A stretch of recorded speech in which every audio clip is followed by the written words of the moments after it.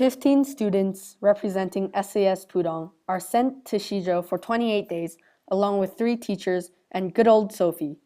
This program is called Microcampus, and our goal is to get out to the real China and make connections, ask about our topic, getting out of the bubble, but most importantly, finding ourselves as never-ending learners. My ideal before the trip was to find silence and leave the polluted city of Shanghai. Now, as I have arrived in Shizhou, I found how to live life at the fullest.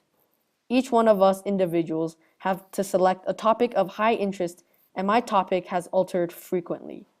I ended up with the situation in ErHai because I am interested in the causes that had led to the government banning any human interactions with ErHai. It's also fascinating seeing the gradual changes that has happened over the few years. In order to preserve and make ErHai healthy again, one must consider the historical conditions, possible solutions, and economic situation. Before I begin my journey, I needed to gain some background knowledge from the locals. According to my local contacts and the teachers themselves, a few years ago, ErHai has been banned due to careless fertilizers, advanced technology, human wastes, toxic chemicals, and tourists littering. This resulted in severe pollution and endangered the fishes in ErHai. I think this really breaks down to human nature and how we, at the top of the food chain, are responsible for our atrocious actions. Some of the local villagers I interviewed were extremely against 周边人, people who lived next to ErHai, because they were careless with the lake, washing their clothes and catching fish illegally for the sake of their businesses. As Ms. Lee said, 这个真的没办法了. There's no way of curing ErHai. This type of act is considered selfish for those that expect the economy to rise exponentially rather than caring for the environment. This is the path to an urbanized city, and I came to Shizhou to get out of the urban area where nature exists. Of course, not all people deserve the blame. Some people come up with solutions to progress and believe in a better future. According to Ms. Yang, whom sells fish during the early morning in the wet market, told me that the only solution is to wait for the next generation to fix this issue. Other locals, such as Xiao Wu, have told me that one of the actions that was regulated that helped ErHai was directing human waste to the fields and building a reservoir. Obviously, the ban from the government helped ErHai heal the most. As mentioned from a former alumni banner, he researched and found that there are water purifiers in every village.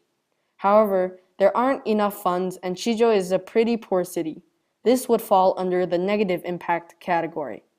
I was lucky enough to ask one of our very own teachers, Ms. Mai, and she gave me a lot of inspiration.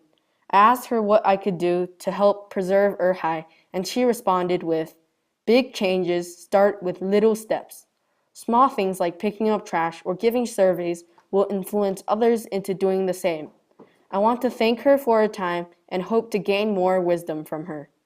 I also had a conversation on the phone with Mr. Yang, the cormorant fisher, and he asked me to come visit him sometimes with Taifei 老师 to tell the government that cormorant fishing should be legal again and that this is the government's fault for not taking care of the lake. I learned many things about his personal life and his dreams. The people here are almost open to anything, and I am thankful for it. Since a lot of people fish for a living, many of their businesses got redirected, and the process of the environment being damaged also affects the economy in an inverse relationship. Throughout the process, none of my contacts lost faith, especially Mr. Dong. He gave me a quote that almost made me shed tears, and it was, "No matter what, there will always be a way out." I truly wish that ErHai becomes healthy again, so I can see the villagers of Shizhou happy again. The contradiction between the environment and the economy has been stuck with us ever since the Industrial Revolution. After the ban, many local villagers had to switch businesses because of the low income, and some of these people still have trouble finding jobs that will sustain their earnings. Mr. Yang earned about 100,000 per month. Mr. Yang can only earn 10,000 a month, excluding the government tax by net fishing. He was really open about it and willing to tell me. One of the things that Shizhou is known for is tourism, and from that, the economy is able to sustain. Due to an overwhelming majority, people start being careless to the mother lake. A morning when I took a jog with Mallory and Nicolio, we found someone selling ErHai fishes and asked her how she got the fishes. She said that she went topu, catching fish illegally. Again, I think it is brutal how people destroy nature only to help themselves.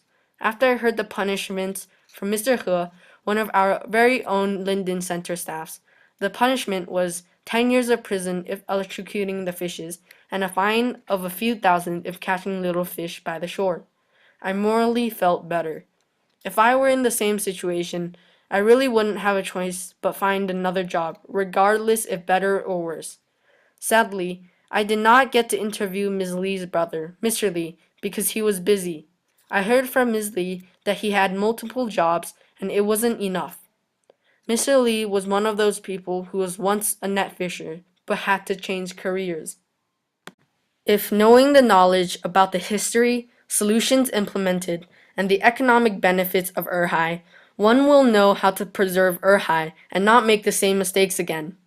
The microcampus trip itself is larger than any of us, and we can only hypothetically change things. Shizhou will be as it is when we leave, and the cultures here will stay the same. Hopefully.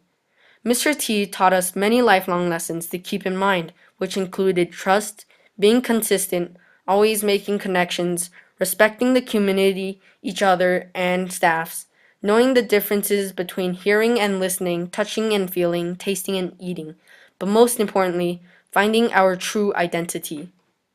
The sewage system and independence shows my personal growth. Histories from Mr. T and field trips show experiential learning. Connections and trying new things show intercultural bubble. Showing respect and helping people show positive impact. I want to thank Mr. T for guiding me. Thank Ms. Mai for giving me juicy information. Thank Sophie for cheering me up. Thank chaperones for giving me teacher support.